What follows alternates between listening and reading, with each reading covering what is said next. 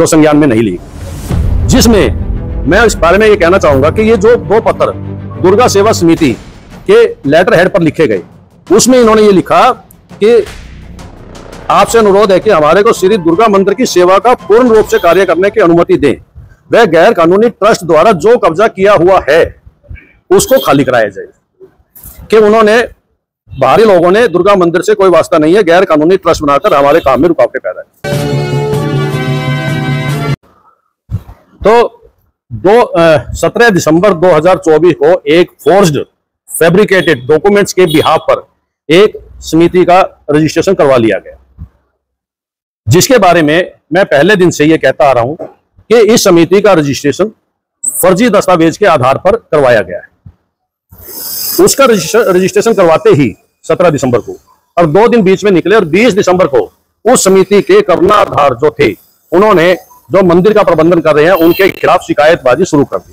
सबसे उन्होंने 20 दिसंबर को ही एसडीएम साहब को एक कंप्लेंट दी, जिस कंप्लेंट को तहसीलदार के पास मार्क कर दिया गया। तहसीलदार साहब ने इंक्वायरी की। 11 फरवरी की बात है, उन्होंने इंक्वायरी की। इंक्वायरी में मैंने सारे तथ्य उनके सामने रखे, उन्होंने फाइल नीचे दबा दी, कोई रिपोर्ट उन्होंने सबमिट नहीं की। उसके बाद उन्होंने 13 जनवरी को फिर दोबारा से एक कंप्लेंट फाइल करी एसडीएम साहब के पास ही, जिसको डिस्ट्रिक्ट रजिस्ट्रार फर्म सोसाइटी को भी लिखा गया कि इस पर अपने कमेंट्स पास करें। उन्होंने कुछ नहीं किया, एक अनऑफिशियल एक मेल भेज दी जो संज्ञान में नहीं ली, जिसमें मैं इस बारे में ये कहना चाहूंगा कि ये जो 2 पत्र दुर्गा सेवा समिति के लेटर हेड पर लिखे गए, उसमें इन्होंने ये लिखा कि आपसे अनुरोध है कि हमारे को श्री दुर्गा मंदिर की सेवा का पूर्ण रूप से कार्य करने की अनुमति दें। वह गैर कानूनी ट्रस्ट द्वारा जो कब्जा किया हुआ है उसको खाली कराया जाए। कि उन्होंने बाहरी लोगों ने दुर्गा मंदिर से कोई वास्ता नहीं है, गैर कानूनी ट्रस्ट बनाकर हमारे काम में रुकावटें पैदा है। अगले पत्र में उन्होंने लिखा कि दुर्गा मंदिर ट्रस्ट, जिसका रजिस्ट्रेशन नंबर 3225/2024 उप रजिस्ट्रार से करवाया गया, इसमें इन्होंने लिखा, जो आगे भी आया था फाइंडिंग में, कि पिछले 3-4 वर्षों से दुर्गा सेवा समिति लिखती है कि पिछले 3-4 वर्षों से हमारी समिति, सभी पदाधिकारी हमारी समिति का नया नंबर लेने के लिए पूरी कोशिश कर रहे हैं, लेकिन हरियाणा सरकार ने उद्योग विभाग के साइट को बंद कर दिया। जैसे ही साइट खुली, हमने अपनी समिति का नया रजिस्ट्रेशन अलॉट करा लिया। मतलब वो खुद मानते हैं कि 3-4 साल से तो हम कहीं एग्जिस्ट कर ही नहीं रहे थे, आज पोर्टल खुला और आज हमने रजिस्ट्रेशन करवा दिया। इसके बाद बात आती है फिर झगड़ों की। झगड़े शुरू किए उन्होंने 10 जनवरी से। 10 जनवरी को नरेश कुमार ने थाने में एप्लीकेशन दी।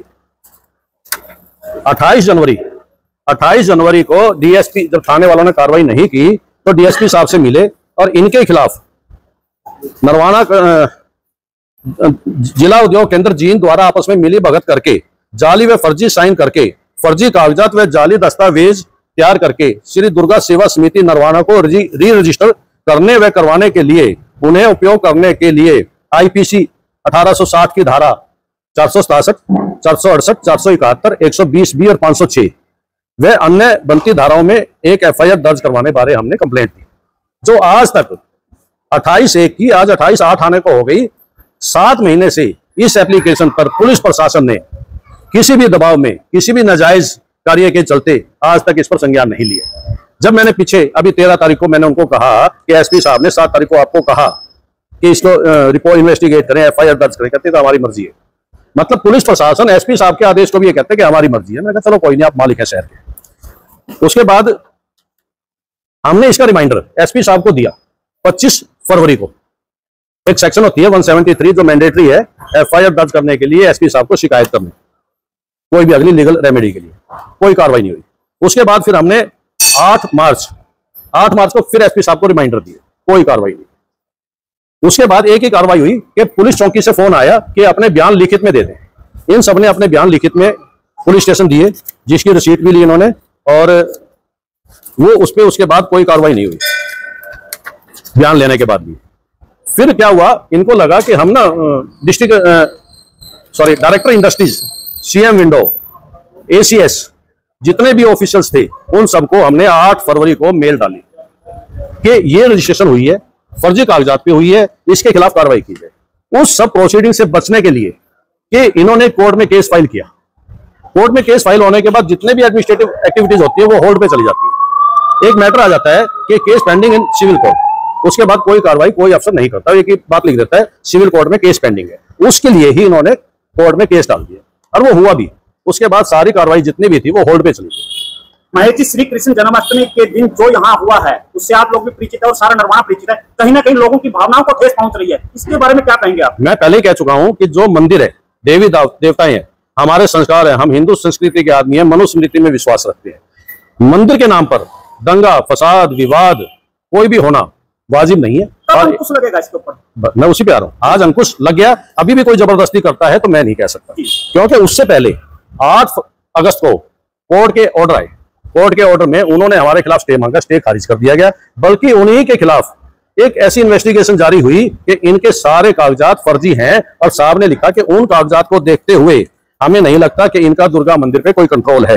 ये 28 नंबर पॉइंट पे लिखा हुआ है, मैं आपको पढ़ के सुना देता हूँ। एक मिनट, कोर्ट का डिसीजन है नहीं, अपनी लोअर कोर्ट का, जुडिशियल कोर्ट का। यह 8 अगस्त को आया था, जन्माष्टमी से 8 दिन पहले आया था। इसमें 29 नंबर पे लिखा है, therefore in light of evidence brought on record by plaintiff.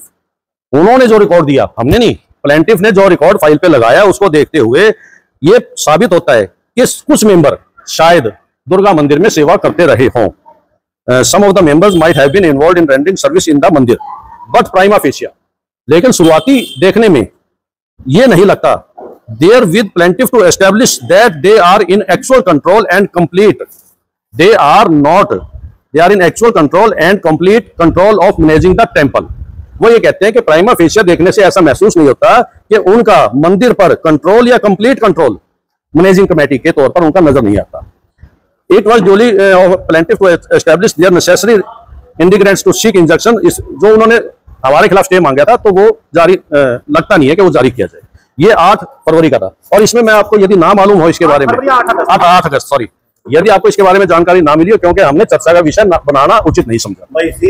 आज की प्रेस कॉन्फ्रेंस बुलाने का उद्देश्य क्या है? उद्देश्य ये है कि मेरा लास्ट, यदि आप सुनना चाहते हैं, मैं लास्ट का ऑर्डर आज का दिखा देता हूं कि state registrar of society, state registrar of society जो सोसाइटी को रजिस्टर्ड करती है, उसके भी उच्च अधिकारी द्वारा 20 तारीख को एक आदेश पारित किया गया है। उस पारित आदेश की सारी व्याख्या को छोड़ के मैं लास्ट में जो उन्होंने फाइंडिंग आउट की है, तद अनुसार हिंदी में मैं उसका अनुवाद कर रहा हूं।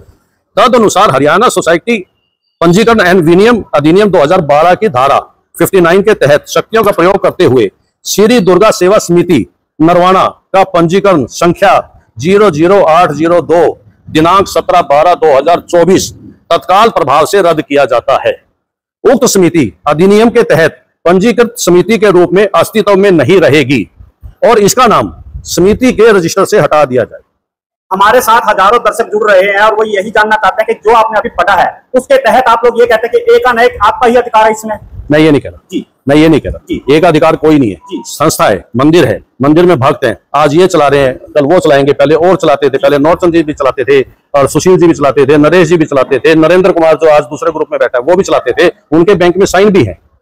ये एकाधिकार नहीं हो सकता, ये कोई घर की जायदाद नहीं है कि मैं ये कह दूं मेरा है, नहीं, ये आम नागरिकों का है, नरवाना के समाज की संपत्ति है, इस पे किसी का अधिकार नहीं है। सिर्फ मेरा ये कहना है कि इसमें आज तक जो प्रबंधन चल रहा है स्वामी मुक्तानंद जी के सानिध्य में, उनके मार्गदर्शन में चल रहा है, और उनके मार्गदर्शन ने इस मंदिर में इतना बड़ा भव्य, जो एक पूरे मोहल्ले के बीच में स्थापित है, 200-200 गज के 100-100 गज की जमीन लेकर, ये हमारे सामने शिव मंदिर है। ये सज्जन कुमार धमतान वाले ने ये मंदिर पूरे का पूरा 200 गज का, ये सारा ऊपर नीचे सज्जन कुमार धमतान वाले ने अपने परिवार की तरफ से एक एक पैसा लगाकर इसका निर्माण किया है। ये किसी एक व्यक्ति का नहीं हो सकता, एक अधिकार नहीं हो सकता, अब ना होना चाहिए, चाहे आज ये हो चाहे कोई। मैं बताता हूँ।